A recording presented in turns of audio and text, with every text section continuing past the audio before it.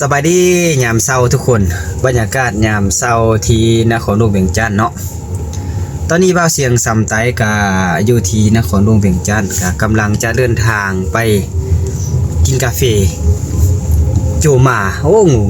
เห็นโจมาเนาะร้านกาแฟโจมาร้านดังที่สุดบ่าวเสียงก็จะเดินทางไปแต่ในตอนนี้ยังอยู่บ้านนาเวียนนี่เอิ้นบ้านนาเวียนนะทุกคนบ้านนาเวียนเมืองไสเสถานครหลวงเวียงจันทน์นี่นะทุกคนจะเป็นทางน้อยเนาะทางน้อยออกไปซื้อนาเวียนออกไปซื้อบ้านพลทองออกไปซื้อบ้านซกน้อยจึงออกลัดออกซื้อทางถนนไก่ซ้อนเนาะถนนไก่ซ้อนจะออกไปถาดล่วงทุกคนก็ติดตามชมไปนำกันทุกคนเบิ่งบรรยากาศตอนเช้าที่นครหลวงเวียงจันทน์เนาะ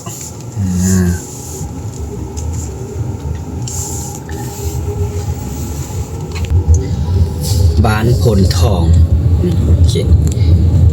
บ้านพลทองห้อง13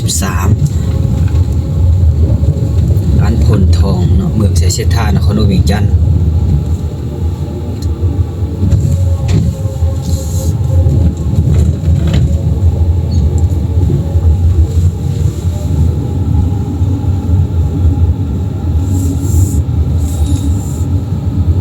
แค่นี้เป็นบ้านเก่าแก่เลยทุกคนเนาะบ้านเก่าแก่บ้านพลทอง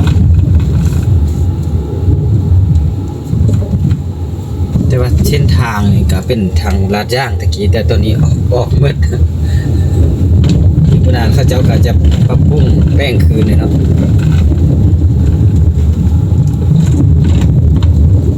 บ้านพลทอง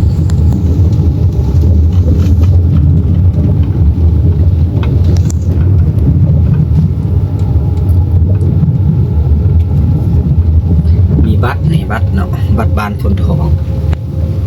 แม่นแต่เนาะบัตรบ้านพลทอง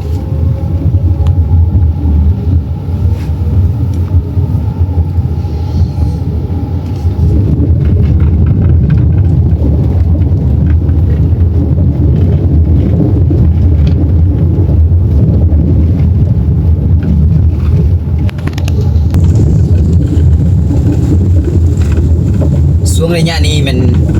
ดอกคูณเนี่ยงามทุกคนดอกคูณเนาะนี่ต้นเดือก็ลอกงามบ่ดอกคูณกำลังบ้านเนาะสู่ระยะเดือน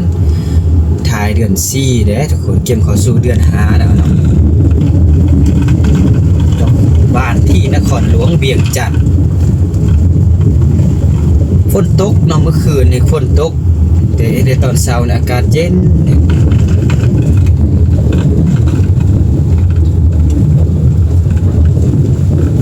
บ้านพลทองก็ติดกับบ้านโศกน้อยเนาะโศกน้อยโศกใหญ่สิหลายๆบ้านเขตนี่เฮือนงามๆเลยเขตว้าวทุก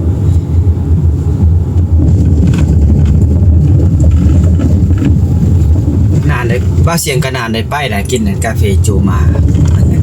แต่วันนี้ตั้งใจไปเนาะตั้งใจไปแล้วก็เลาะถ่ายคลิปFC ได้เบิ่งได้ชมฟอร์มดอกคูณนี่งามคักเลยอยู่เฮือนเบ้าเสียงอยู่เมืองซับได้เครื่องว่าพันกะปลูกหลาย2ต้นแต่ว่ายังบ่ดอกยังบ่เห็นดอกอากาศเย็นค่อนข้างจะว่าอากาศเย็นมันจะออกซาหน่อยนึงบ่รู้ว่าจังได๋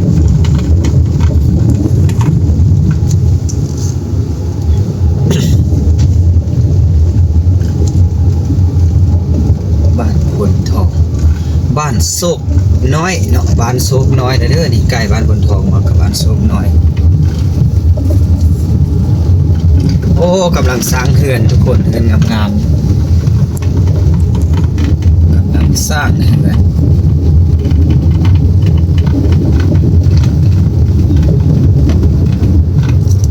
มันจะเดียวทรายเนี่ยทุกคนโศกน้อยโศกใหญ่มันมีหลายโศกโศกน้อยโศกใหญ่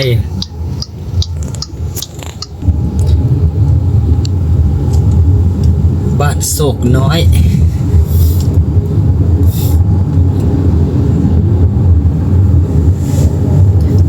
นครหลวง เวียงจันทน์นี่ก็เปลี่ยนแปลงหลายอย่างมีทุกคนเนาะเบิ่งบรรยากาศแต่ละจุดแต่ละมุมกำลังสร้างสร้างพัฒนาเนาะเรือนงามๆหลายหลังเลยทุกคนเนาะโอ้นี่คฤหาสน์ได้นี่นะคฤหาสน์อยู่แถวบ้านโศกน้อยนี่มีแต่เรือนงามๆเรือนดูๆล่าๆได้ทุกคนเอ้ย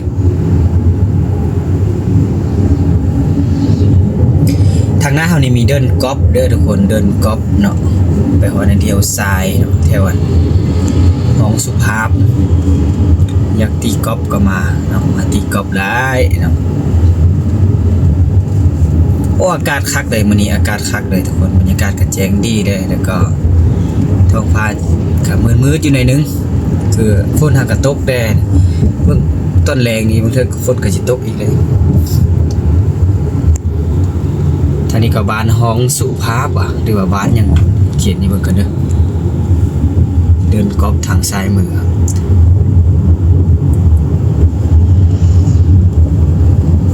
กำลังสร้างได้นี่กำลังสร้างได้นี่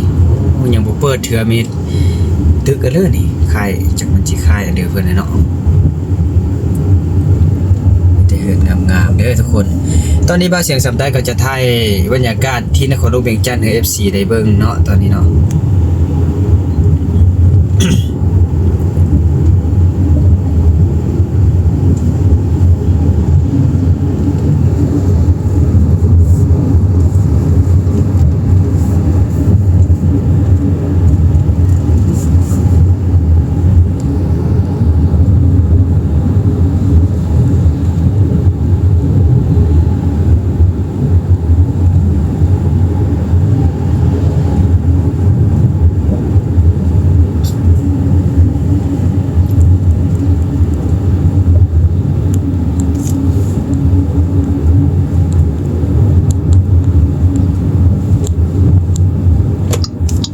เขาจะเดียวซ้ายนี่เขาจะบ่ออกไปทางใหญ่อย่ารถติดอยู่ทางนั้นหลายเดียวซ้ายไปทางหนองเนียงหัวคั่วเนาะไปทางนี้เนาะทางนนคอซะช่วงนี้รถจะติดหลายเนาะแต่ว่าเราต้องมันซอกทางลีกขนาดเนาะซอกทางลีก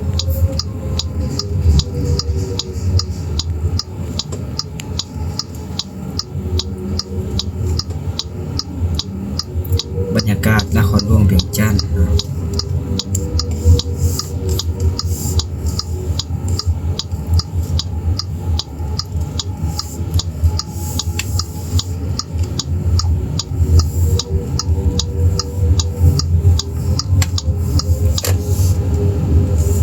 บ้านอามอนเด้อทุกคน นี่ก็คือบ้านอามอนเนาะบ้านอามอน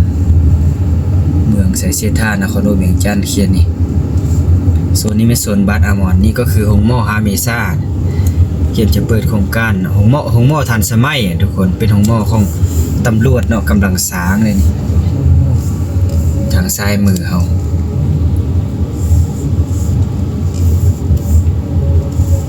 โรงหม้อทันสมัย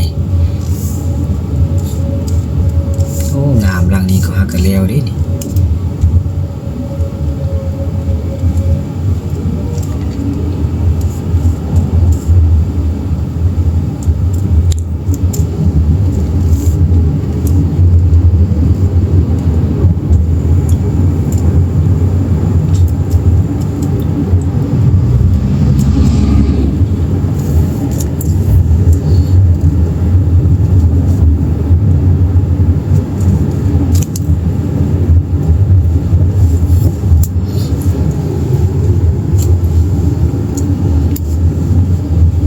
บ้านอาม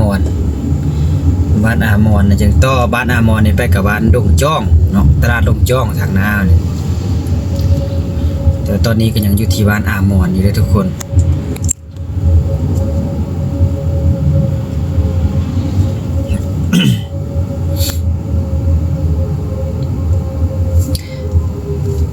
นี่ก็คือบรรยากาศอยู่ที่นครหลวงเวียงจันทน์เนาะโซนทางนี้ก็คือโซนทางเมืองไสเสธาเด้อเพราะเช่นก็จะถ่ายคลิปให้ทุกๆคนได้เบิ่งได้ชมบรรยากาศตัวเมืองและก็นครหลวงเวียงจันทน์ ก็จะลืมกดติดตามไว้เด้อทุกคนเนาะว่าเสียงก็จะท้ายการเดินทางของบ่าวเสียงเนาะว่าตอนนี้เนาะจุดเป้าหมายของบ่าวเสียงก็เดินทางไปกินกาแฟอยู่ที่โจมาเนาะโจมาเนาะถาดหลวง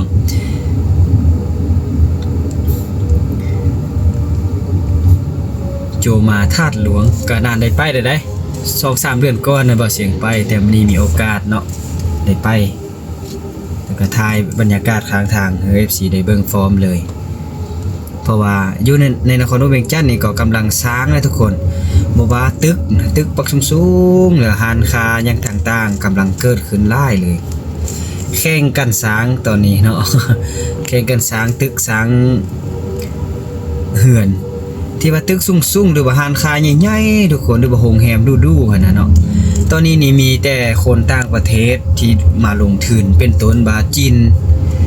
ระดับหนึ่งเนาะบาเสียงอ่านว่าจีนระดับหนึ่งจีนแล้วก็ไทยแล้วก็ญี่ปุ่นแล้วก็เกาหลีเนาะมาเกี่ยมลงทุนอย่างนักหน่วงเนี่ยอยู่ที่นครถัดอันอยู่ที่นครหลวงเวียงจันทน์นี่เนาะทุกคน เพราะว่าตึกบ่ว่าหานหยังต่างๆบาเสียงเห็นนี่โอ้ต่างประเทศลงมาลงทุนหลายถ้าว่าคนลาวเขาถ้าผู้เหลือมีพื้นที่หรือว่าดินนะเขาเจ้าเสาแล้วก็โอ้ซ้ำเก็บเงินเนาะแต่ละปีนะเบิ่งทุกคนเนาะผู้ที่มีดินหลายๆหันอยู่ที่นครหลวงเวียงจันทน์นี่ปล่อยให้เขาเสาพื้นที่แล้วก็ตั้งอันตึกตั้งอาคารให้เขาเสานี่โอ้แต่ละปีถ้าจะเก็บเงินเจ้าของมีแต่เที่ยว เที่ยวต่างประเทศส่วนหลาย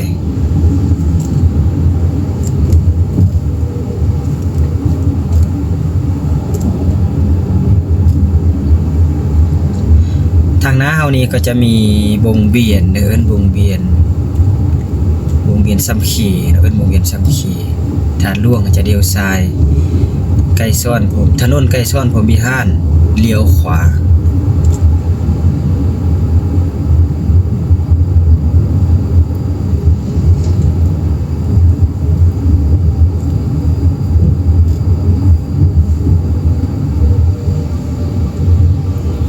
โอ้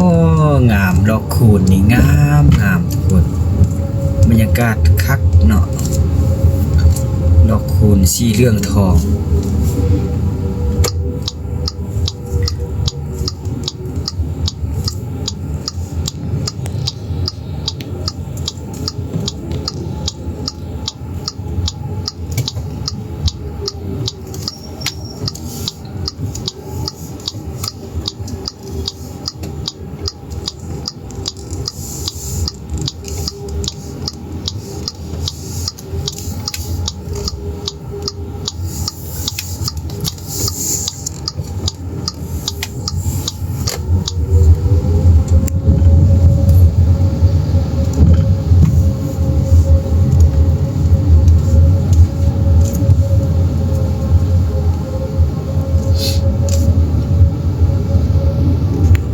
อากาศฟอดีเลยเนาะ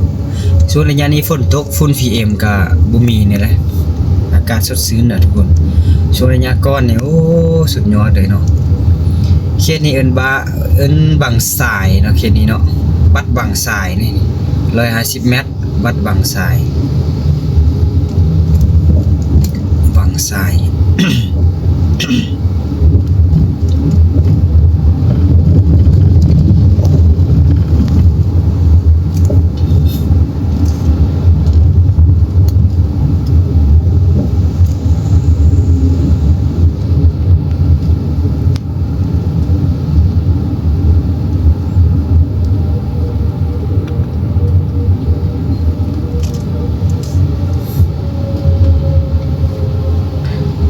รถก็ไล่ได้เนาะได้คอยไปในการเดินทางเนี่ยก็มีสติในการขับขี่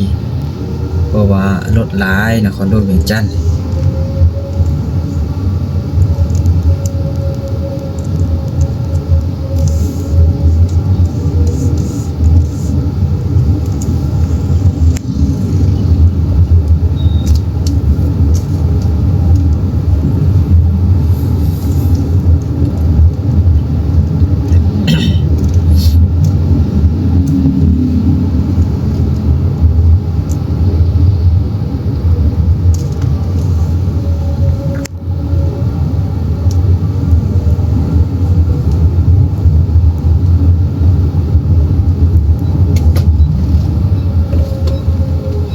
ระหว่างแบบนี้นะทุกคนเนาะเ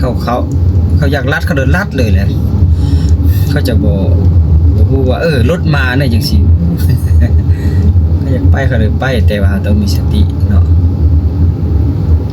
โอเคนี่ก็กำลังสร้างนี่ทางหน้าเฮานี่ก็กำลังสร้าง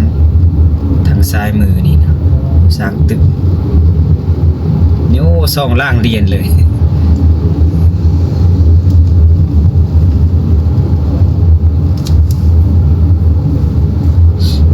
ตึกอาคารบ้านเฮือนเนาะเขียน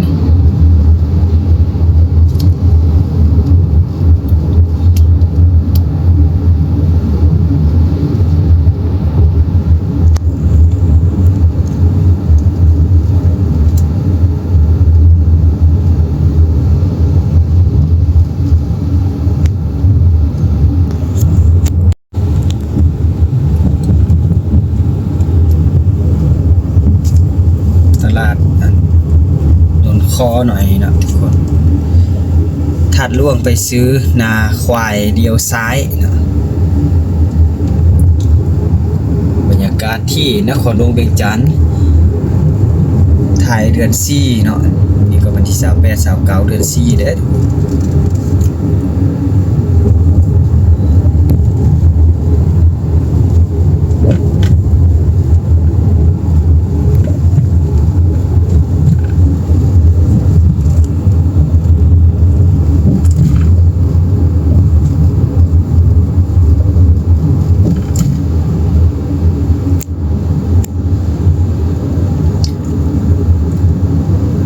เก็บออกเสื้อถนนไก่ซ่อนเนาะถนนไก่ซ่อนพอมีห้านทางน้ำจะมีไผแดงเขาก็ไปซื้อแล้วก็จะเอาทัดล่วง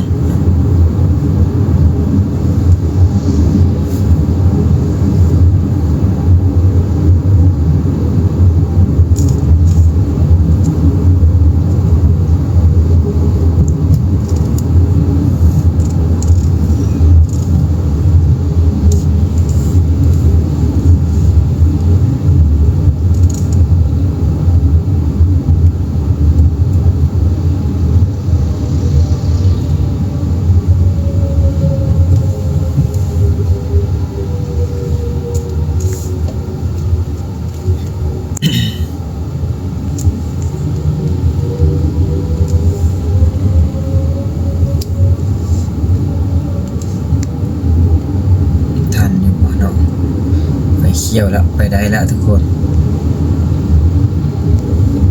ทันอยู่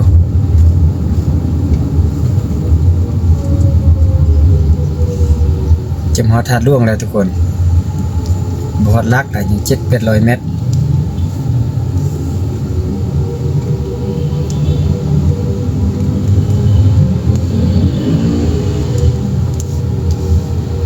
โอ้รถหลายเด้อเส้นนี้รถหลาย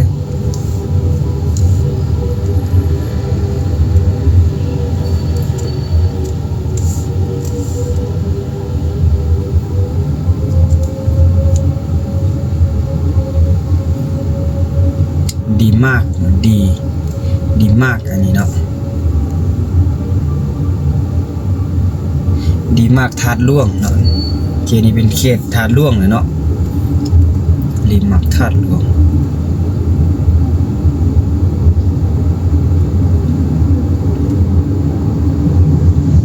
บ้านทาดหลวง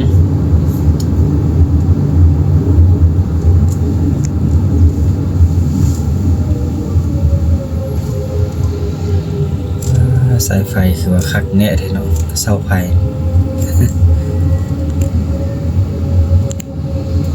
ฮอดแล้วธาตุหลวงทุกคน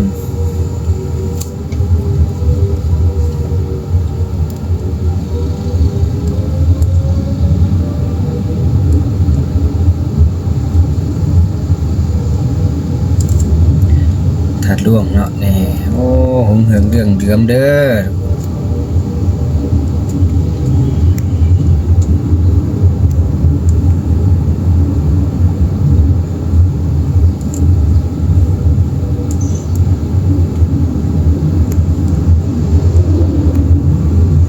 ถ้าอยากมาเที่ยวมาชมบรรยากาศอยู่ที่นครหลวงเวียงจันทน์ก็มาได้เด้อมาแล้วสามารถติดต่อหาบ่าวเสียงได้เนาะ บ่เสียงจะพาเลาะพาเที่ยวก็ได้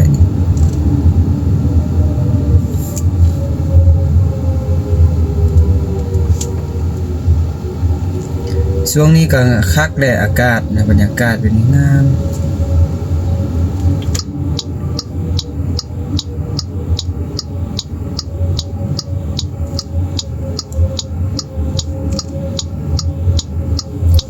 จะน่าจะไปกินกาแฟยุคโจมาเนาะเบิ่งบรรยากาศเท่านี้ก่อน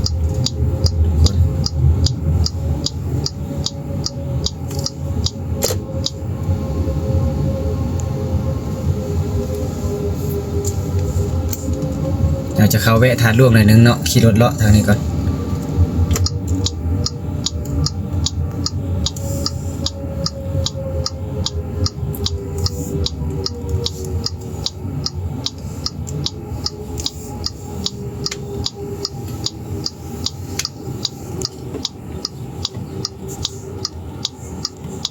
ท่องเที่ยวมาไล่นี่ท่องเที่ยวโอ้งามทุกคนบรรยากาศโอ้เดินขวางเคียงดีแท้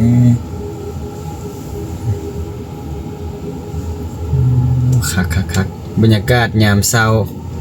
ที่นครหลวงเวียงจันทน์ทุกคนนี่ก็คือเดินถาดร่วงเด้อเดินถาดร่วง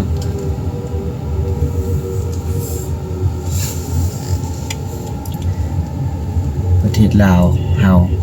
กำลังพัฒนาหุ่งเฮืองเรื่องเลื่อมทุกคนเอ้ยตอนนี้งามเนาะบรรยากาศคัก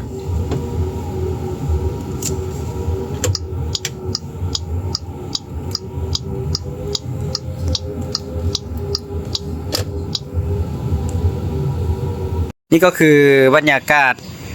ดูทีทานล่วงเลื่อนทานล่วงเนาะนครหลวงเวียงจันทน์นะทุกคนวันนี้ว่าเชียงก็จะเดินทางมากินกาแฟอยู่หาดโจมาเนาะโจมาอยู่อันโจมาทานล่วงที่หลายคนนิยมว่าซั่นซะ นิยมมากิน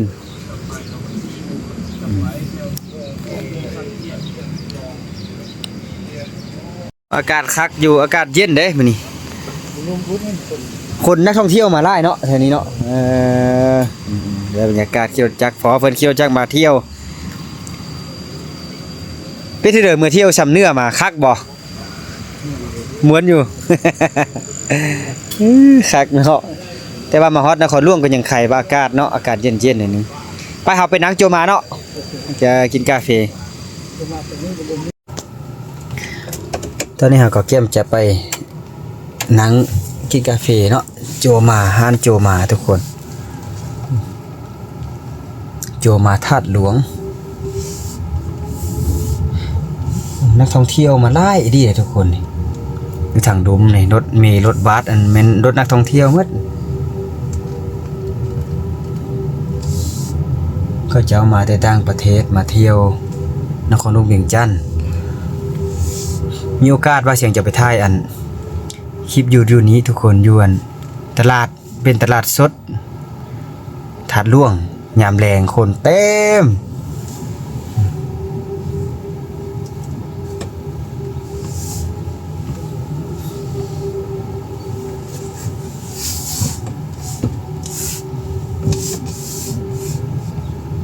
ชาวบอนจอดกันมีบอนจอดโอ้เต็มเขตนี้เนาะ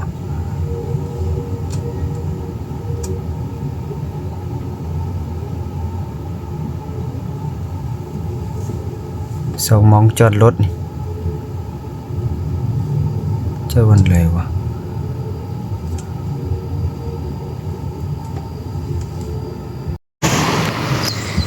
บอนจอดรถเขตนี้แล้วก็ย้างไปเพราะว่าอยู่เที่ยวนี้ไฟแดงค่อนข้างจอดรถยากเลยรถไล่ รถหลายอีดี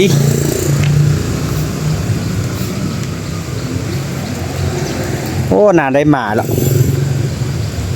3-4 เดือนว่าเสียงเลยมากินกาแฟโจมาไปวันนี้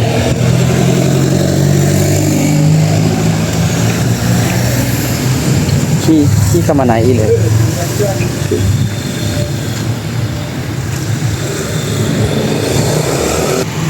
ฮอตเดลโจมากาแฟโจมาทานล่วง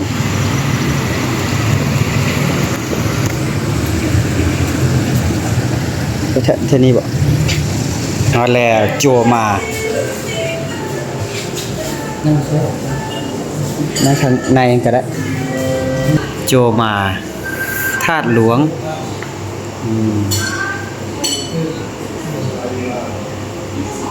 โอ้เห็นวิวงามเลยนี่เนาะนี่ตึกนั่นก็กำลังหากระสร้างแล้วเนาะโอ้สวัสดีโอ้หันไข่ของไข่คนเอง โอ้หาดไข่เฟสฟอยบรรยากาศนครหลวงเวียงจันทน์โจมาธาตุหลวงพอจะคิดนั่นเด้อมึงเด้อ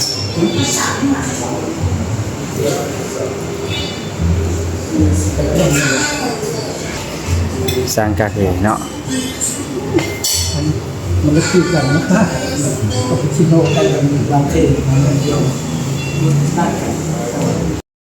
เยอะอะไรเยอะอะไรก็ได้นะมาแวะโจมาโอ้ยกินกาแฟ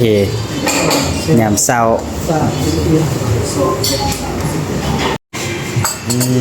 อาหารเช้าบรรยากาศ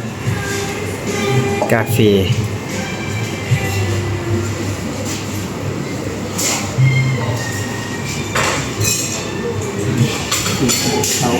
เอาแล้ว ใช่ส่วนแรกอะแขกต่างประเทศเนาะที่มาโจมานี่เนาะกาแฟมาเป็นลาเต้บ่นี่หรือว่าลาเต้คาปูชิโน่เนาะอ๋อ